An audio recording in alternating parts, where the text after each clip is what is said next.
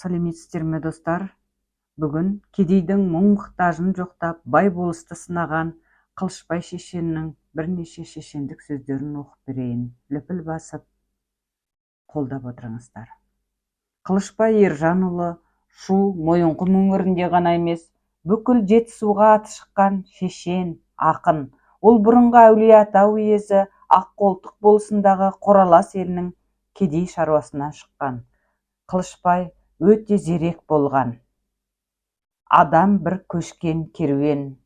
Құрармыз аз күн серуен, керуендей көш тартып, асармыз бір күн белінен.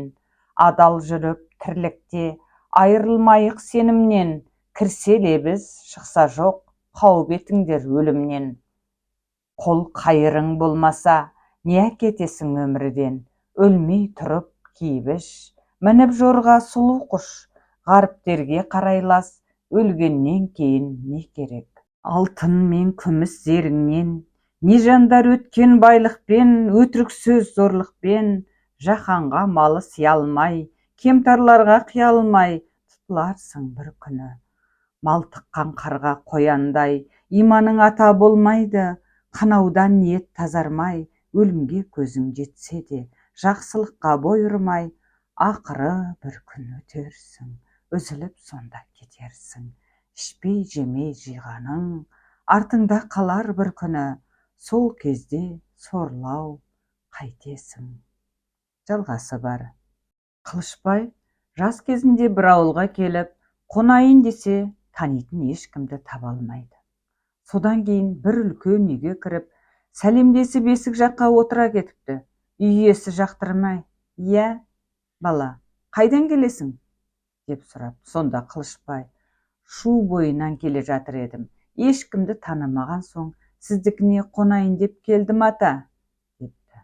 Үй иесі басқа қонақтарды нұсқап, «Қонақ үстіне қонақ келсе, қотыр болады деген, өлшеп істелген ас қой» дейді.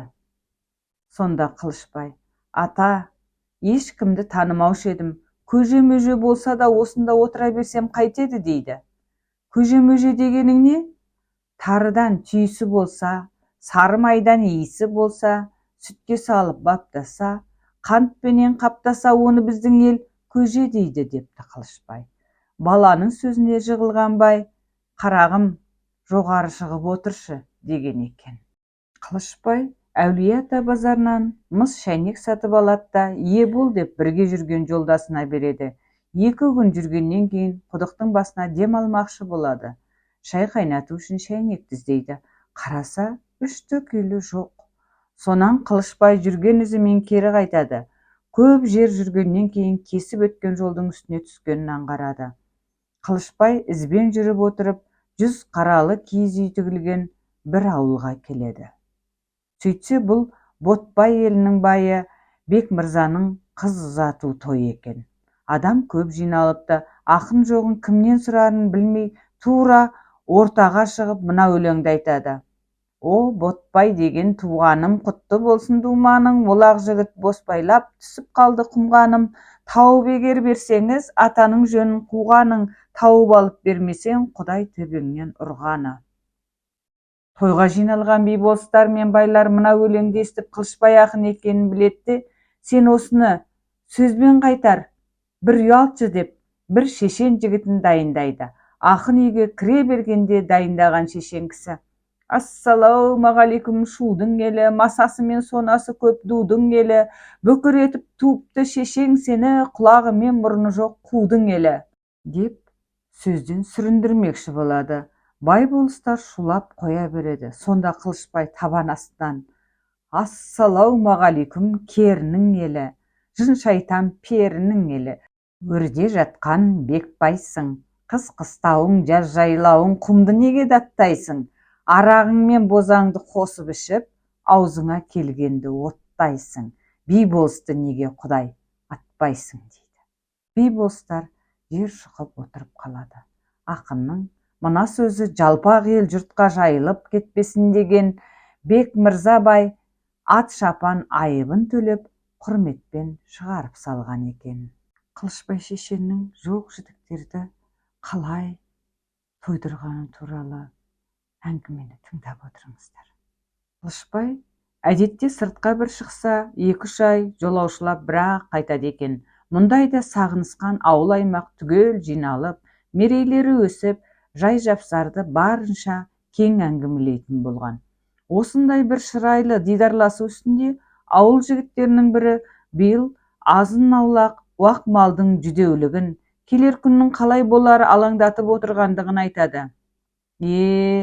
Жаздың бір күні жұтағандарыңа жол болсын, депті Қылшекең. Өзіңіз білетін Сәрсенбек бай биыл жердің отын да, құдығымыздың суын да билетпей қойды. Жерімізге малын жайып, құдығымызға қойын суарып, апшымызды бір уыс етті. Бар болғаны солақ па? Сәрсекеңнің малы тұрмақ, өзін бұл маңайға жолатпайтын етейін. Бұйырса, бір боз қасқаның сорпасында ішіп қаларсыңдар. Қайтып, Қылшеке. Ертең таң атпай бір жігіт құдыққа түсіп, шегенге жасырынып тұрсын. Ақыры құдыққа Байекеңнің өзі келеді дедіңдер ғой. Құдыққа қауғасын салған кезде біріншісіне тимей, екіншісін ұстап жіберіп тартып тұрсын. Бай құдыққа үңілген кезде әлгі жігіт ербеңдеп суға құлай кетсін. Арғы жағын тағы көре жатармыз, дейді Қылышбай. Айтқандай-ақ, күндегі уақыты сәске түстің мезетінде Сәрсенбек бай қойын шулатып құдыққа қарай келе береді. Келе сала ай-шай жоқ қауғасын құдыққа салып жібереді. Құдықтың ішінде шегенді тасалап тұрған жігіт Қылышбайдың әлгі айтқандарын істейді. Құдықтың ішінде қауғаға жабысып тұрып, суға ербеңдеп, құлап түскен бәлені көрген бай шалқасынан түседі. Түрулі тұрған іргеден мұны Қылшекең көріп отырады. Сәрсенбек бай тұра салып шулап келе жатқан қойына қарай жүгіріп қойшысына: ойбай, қайтар кейін, құдықта бір пәле жатыр. Ішінен бір боз қасқаны таңдап ұстап үйге алып бара бер, дейді де өзі Қылышбайдың үйіне қарай жүгіреді. Асыға, үсіге, табалдырықтан аттай беріп: Қылшеке, мына құдықтан бір пәле көрдім, тезірек жорып беріңіз, дейді. Қылшекең еш нәрсе түсінбеген райда: Байеке, о не, жайшылық па, депті. Ойбай айналайын, Қылшеке, мына құдықтан бір бәле көрдім. Байеке, бұл құдықтың басына жыр-жайтан ертеден ақ үйіреді. Соның бірі шығар, еш нәрсе атадыңыз ба, дейді. Естігім бар еді, мені қай құдай қара бастырды. Бұл құдыққа биыл қайдан қонақ алып едім? Құдай қырсығынан сақтай көр. Бір бозқасқа атадым. Қылышбай жел бере түсіп: ойбай, тезірек таратып жібер, тезірек қамыңа кіріс, дейді. Ол осылайша ауыл аймақты жас сорпаға бір кенелтеді. Арада бірер ай өткенде Қылшекең жігіттерін тағы жиып алып: сояр мал жоқ, бәрі арық екен. Сәкең байдан тағы бір сорпа ішелік, дейді. Қалайша, Қылшеке?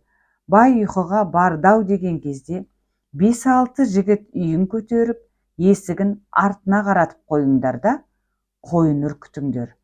Арғы жағын көре жатармыз, дейді. Ауыл жігіттері Қылшекеңнің айтқан бұлжытпай орындап, түн қараңғысында еш нәрсе сездірмей кетеді. Қорадағы қойдың шуылынан шошып оянған бай есікке қарай тұра жүгіріп, маңдайын керегеге ұрып алады. Сөйтсе, орнында есігі жоқ.